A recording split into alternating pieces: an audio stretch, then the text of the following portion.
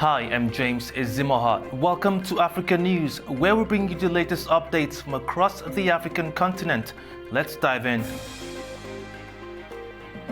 Rebel forces seize Goma city in eastern Congo. Sudan army chief says they have control of key refinery despite rebel forces' claim. Convicted cocaine smuggler Jos Ledekers located in Sierra Leone, authorities confirm.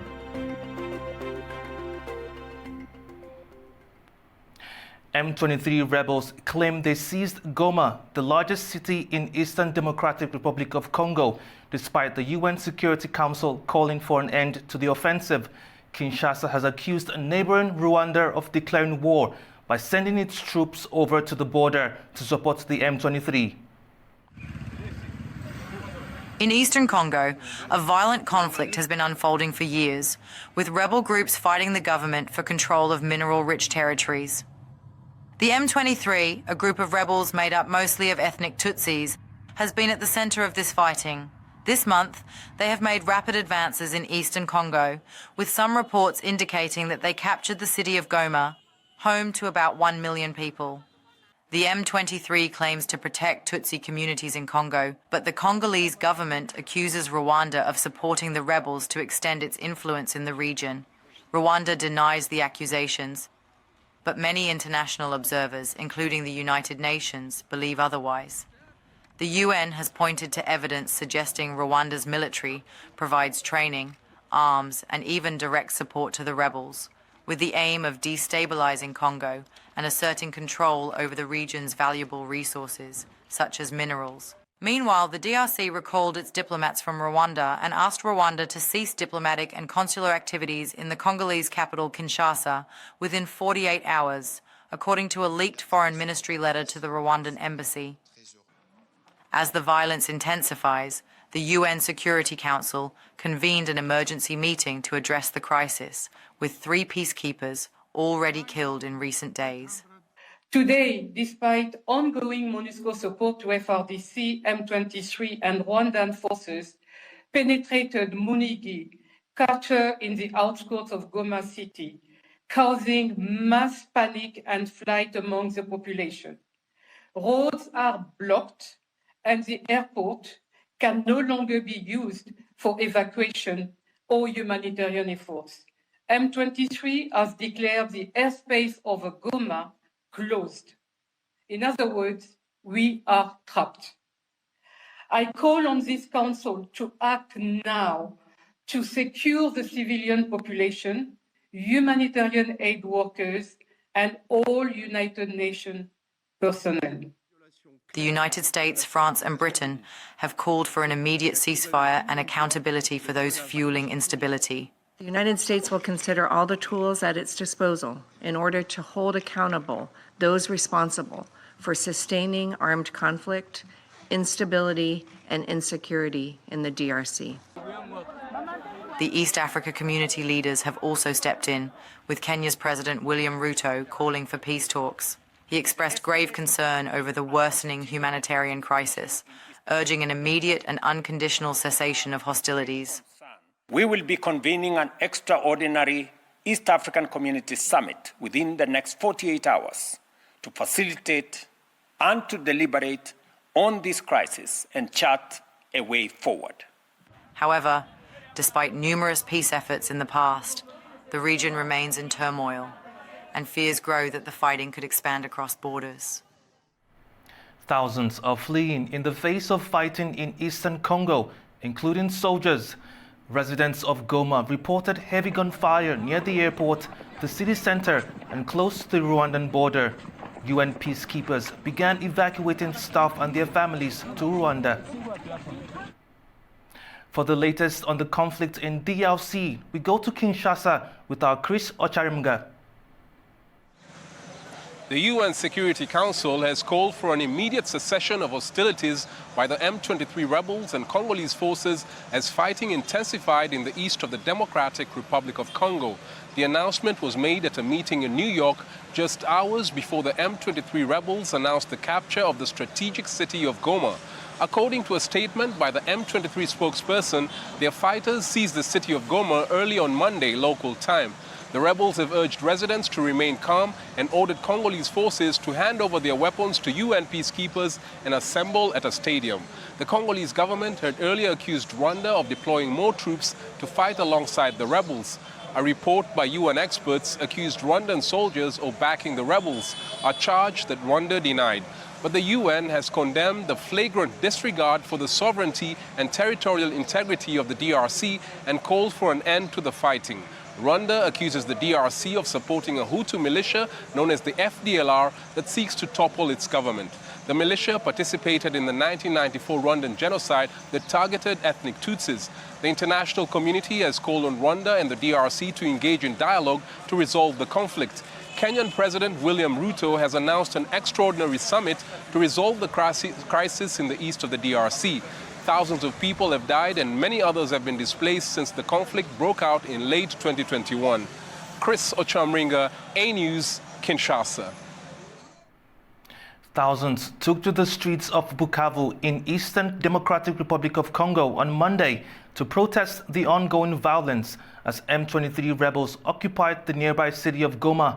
The protests come amid escalating tensions and growing humanitarian crisis. The demonstration in Bukavu follows intense fighting in Goma, with gunfire echoing through the city and Congolese soldiers and civilians fleeing into neighboring Rwanda. Civil society leaders are sounding the alarm over the worsening crisis, with thousands displaced by the ongoing conflict.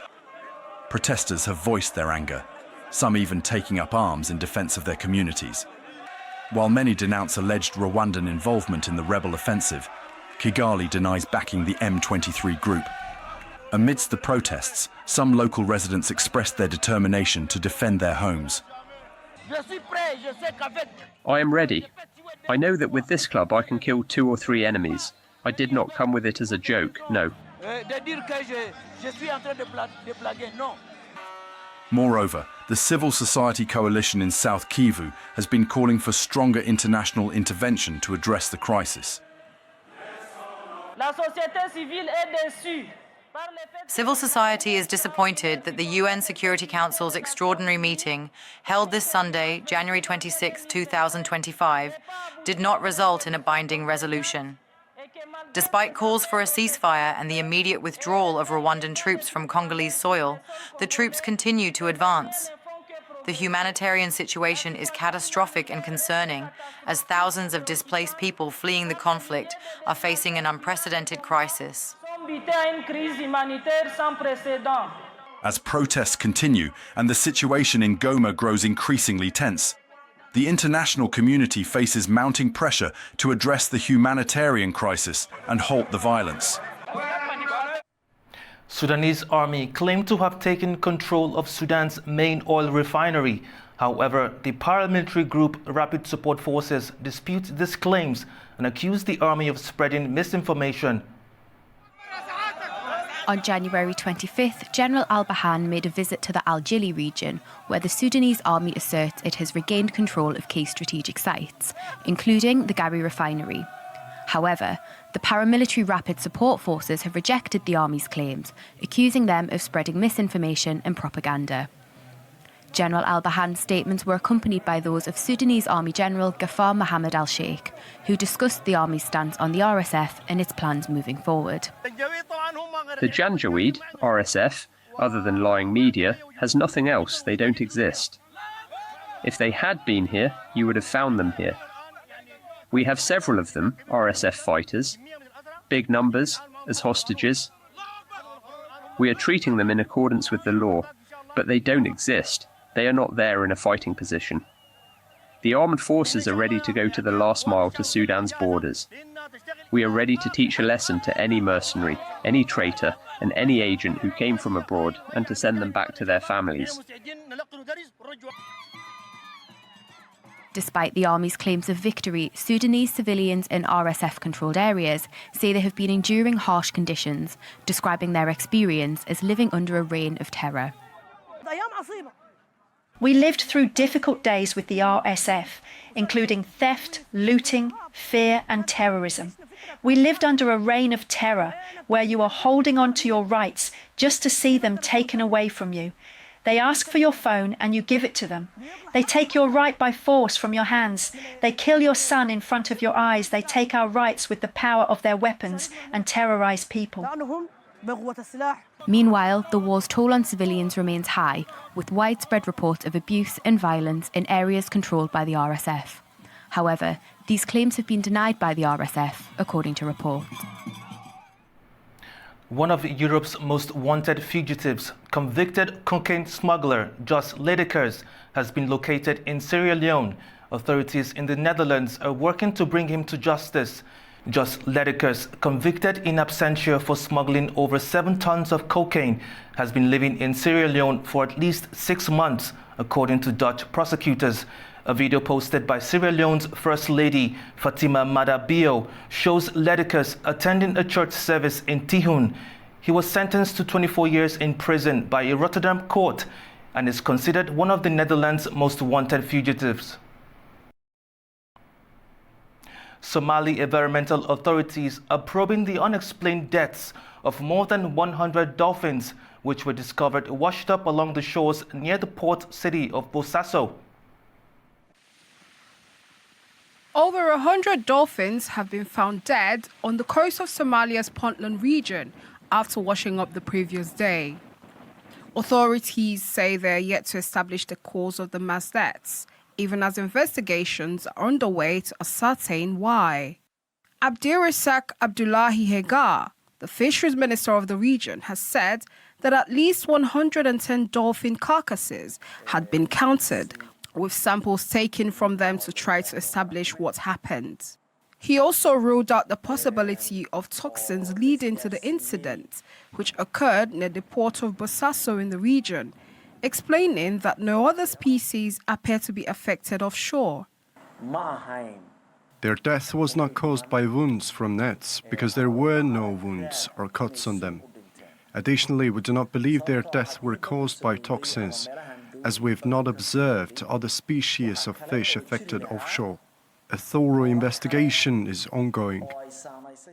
Some residents who had been playing on the beach were said to have pushed some of the dead dolphins back into the water, while others who gathered to observe the grim sight alongside soldiers held their noses as the dolphins had begun decaying. That's all we have today on Africa News. Thank you for watching. Stay tuned to A News.